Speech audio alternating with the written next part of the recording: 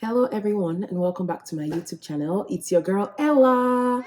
Yes, the sun is going up and down up in these streets out here.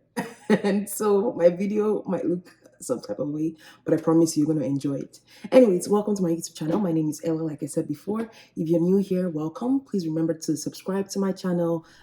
Give this video a thumbs up before watching, while watching, or after watching. Make sure to leave us a comment and turn on your notification bell so you get notified whenever I post my videos. And to my returning subscribers, welcome back and thank you for riding with me through this journey.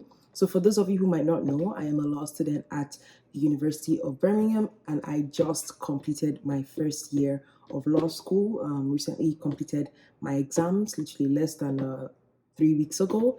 And so I'm bringing you this video today titled Surviving Your First Year of Law School, What No One Tells You. Obviously, I have a couple of months experience. So I thought to bring you guys this good video. So I have a couple of things outlined out. I would outline them and then talk about them. I'm going to try and make this video as concise as possible because there's a lot of lessons to learn in the span of a year at law school. And these are some of the things that were, would I say, shocking to me or things I learned over time. I really hope that this video helps someone out there, and I hope that you actually share it with law students, prospective law students, parents who have kids who might aspire to go to law school, just to give you an insight of what my journey was like and something that you may face. If you're a current law student, an aspiring law student, you were a previous law student, please leave a comment in the comment below. Tell us what your experience was like, what you anticipate law school to be like, or what you're currently experiencing. Okay, so the first thing I noticed was my overwhelming first weeks. And if I'm looking down, just so that I have my laptop down here, I've written everything down in point form. Your first weeks of law school will be overwhelming. It will be a struggle for you. And it's okay for you to feel that way. I think I was a bit hard on myself, saying that I already have an undergraduate degree in law and society from York University in Toronto, Canada. And so when I went to University of Birmingham, I thought, I've already gone through university before. I've done law before, so I expected it to just be, continuation from where I stopped. And mind you, I left school a couple of years ago, so there was already a gap. I was working for years before embarking on my law school journey. So it was very, very overwhelming, not kind of knowing how to organize myself, what to read, what to focus on. And the way university is in the UK is very different from Canada. So I was kind of also adjusting or trying to adjust to that pattern and trying to find myself all over again. So it's okay for you to struggle. It's okay for you to feel overwhelmed. What matters is how you are able to navigate and rise away from that. The second thing is for you to organize your notes electronically. So obviously when you get to law school, you would have to attend lectures and you would have to also attend something called seminars. I think in Canada we'll call them tutorials in university. So you have to be very organized with your notes because this is what will help you during your assessments, your exams season. And when I started law school, I came from Canada I went to Dollarama, got all my binders, got my notebooks, my colorful pens, highlighter, markers, because I'm a very, very visual learner. I like to color out things. I like to take notes and jot. But obviously, since when I was out of school, electronics is now the new thing in style. So I had to literally learn how to take notes on my computer on my laptop whilst I was attending lectures, being a faster typer and all of that. And that was what actually saved me during my assessment time.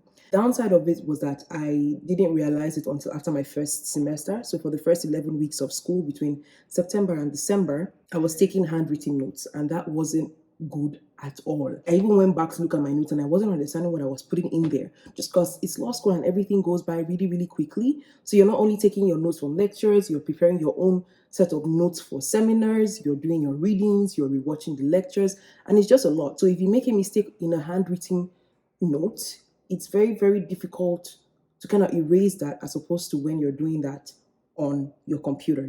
Mistakes they're more easy to rectify on the computer and so much more. So yeah, that would be my second tip, to take your notes electronically, have them organized.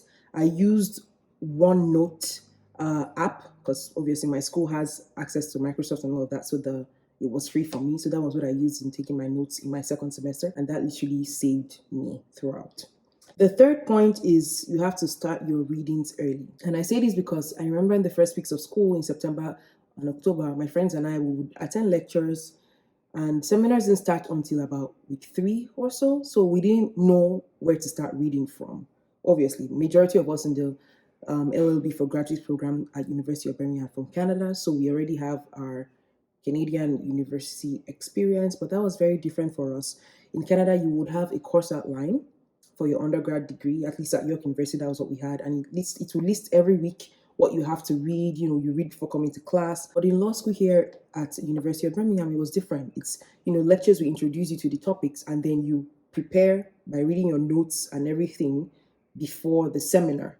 So going into lectures, we didn't know what like to prepare or where to start from. And apparently there was something called a reading list. And this reading list is where you have a list of different readings, be it books, be it articles, be it blogs that your professors or your lecturers or teachers have put a lot of work into creating that list for you. So you have a selection of readings, and they are divided into essential, which are the essential readings that you have to read for that particular topic. Optional, so they are optional. You pick whatever optional reading you want. And then there's background, which gives you a background on the topic. So it's independent learning in the sense that there's so many options for you to read. Nobody's telling you what specifically you should read. It's up to you to pick what you decide. And that was very different for me because my course outlines in undergrad listed everything I had to read. So I would literally read them all and know that I was prepared for class. But if you have a one topic and you have about 20 different options, 20 different readings made up of essential, optional, and background, then you're like, okay, where do I start from? If you're a first time student going to law school, it might be overwhelming. So just getting that hang of in the beginning, going through your resource list, going through all the apps and the website that the school has given you the links and resources to, and kind of organize them in those first couple of weeks, it will literally save you, because if you are kind of prepared from the beginning, then it saves you a lot of stress in the end. Or like how I had to, during my exam time, I had to go back to the week 1s and week 2s because I was confused at that time. And with law school, if you're confused from week 1, you are most likely going to be confused week 2, week 3, week 4, and so on and so forth. So it's good to just get it going from the beginning because it's an orderly form of learning. So that's number 3. Number 4, I would say attend extracurricular events and read the school email.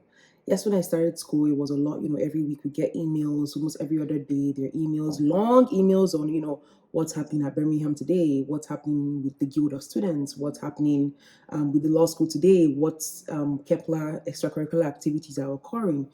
Some of these things are really, really helpful to you. So I would suggest that you actually keep up with your school email, at least just, breeze through it and see what is of importance to you. It helps you get away from that study mode. There's theory of law and there's practice in law. So it's good for you to attend different sessions that your school might provide. In my situation, Birmingham provides a lot of student activities, both within and sometimes outside the campus as well. So that was good for me. That was one way of me surviving or trying to survive law school. When you attend all these workshops, you get to speak with professors or independent speakers, and you ask them of their experiences, how they survived their own law school, and some tips and advice they might have, what you're struggling with. Yeah, those are things that really, really helped me. And the next one will be attending office hours of your professors. So your professors, your teachers, they would have set out maybe 10-minute office hours for students. It's a 10-minute time slot. So they have different hours during the week. And you just book one of those. You go to them, you speak to them, you tell them what your worries are, where you're coming from, your background, and they would literally be there to guide you. At University of Birmingham, we had somebody, every student has a PAT. A PAT stands for Personal Academic Tutor. So they're like a staff member. They are there to guide you through your time in the university, essentially. And you can book an appointment with them. You can send them an email if you're having any confusion, you're feeling overwhelmed. They're the first people to kind of guide you and set you in the right path. And so I did go see my PAT during my time in first year, and I will still be going to see them when I get back to school for my final year. Yes, I also attended a lot of office hours with different professors just to get different perspectives and see what they were looking for from like a model student in that sense. But yeah, these are the things that helped me. We also had a student mentor, which is like a fellow student, but just in a higher year. and you can always reach out to them. You're paired with them also in the first week of school. You will have a student mentor, and you can also reach out to them for help as well. These are some of the things that have helped me survive my first year of law school. The next point will be keep up with your friends. School is not always about, school work. You would really get burnt out. Something that really helped me was my strong friend group, friend connections. Yeah, people have different schedules at my school, but we always kind of found time to, catch up with ourselves, whether it's in between classes or at the end of the school week. Maybe we finish one final lecture together on Thursday evening, and we're like, okay, girls, let's just go out and eat. I mean, you would have, if you've seen a couple of my videos, you would see that it might look like all we do in law school is eat, but no, that's the part where I have time to actually film, because it's still time with, like, girls hangouts and stuff like that. So you have to have, it's good to have a good friend group support system whilst you're in school, just because you can't do it all by yourself. Sometimes you might be sick, sometimes you just need someone to hug. Like, it's good in general to have friends. So as you're keeping up with school, also build that relationship with your friends as well. It's also very important. The next point would be to celebrate every mini achievement. It's very, very important. I celebrate every single thing. So I remember every single week, week one, we're like, oh my God, we're done first week of law school. Let's go and let's go to, is it Las Iguanas we went to, I think? I don't know. Let's go there and have a couple of, drinks and eat and just be happy, bond over what the heck we're doing. What did we get ourselves into, week two, we're like, oh my God, we made it to week two, February came this year, we had a Valentine's celebration. And so just celebrate every mini achievement. It might seem very small, but you made it that far, and that's what is important. So it's good to also celebrate your achievements as well. The next point will be have time away from school to do other things that you love.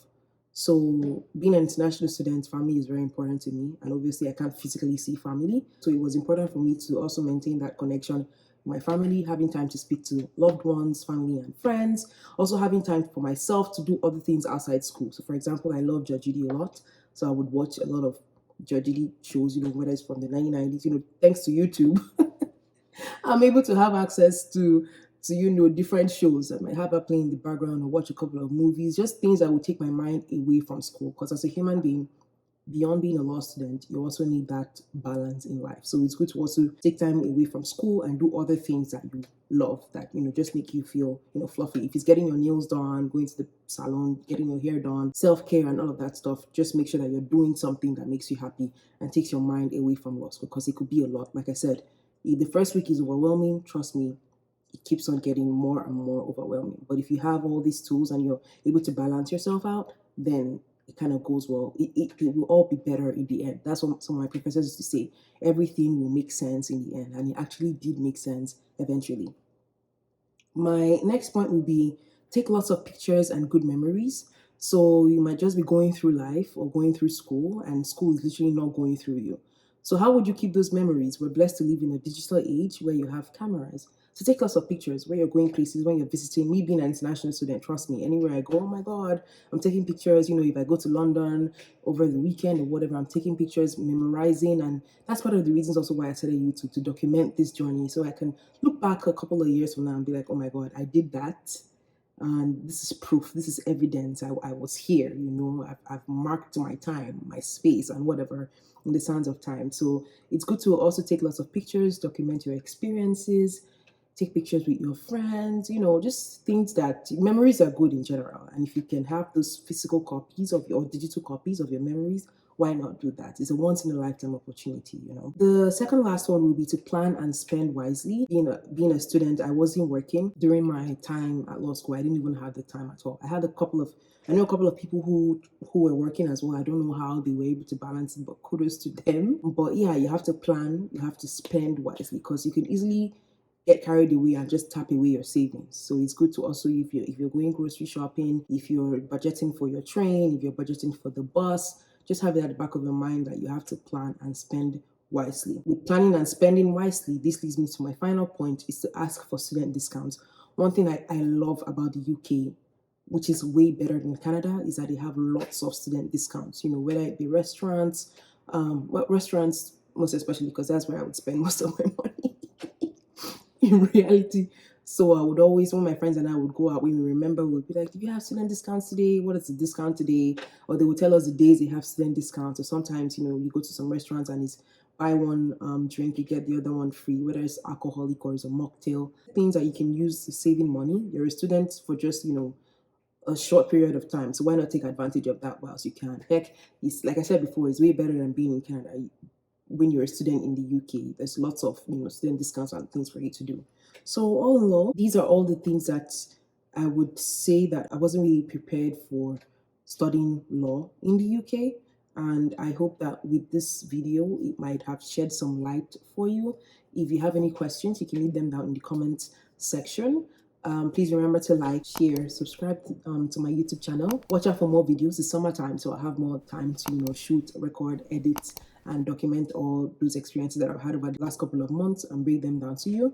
If you have any videos that you would like for me to shoot, any questions, leave them down in the comment section below. I will read them and kind of infuse them into videos or answer them briefly if they're easier to answer via typing. Thank you so much for watching and for spending your time with me today. And I hope to see you in my next video. Have a good one. Bye.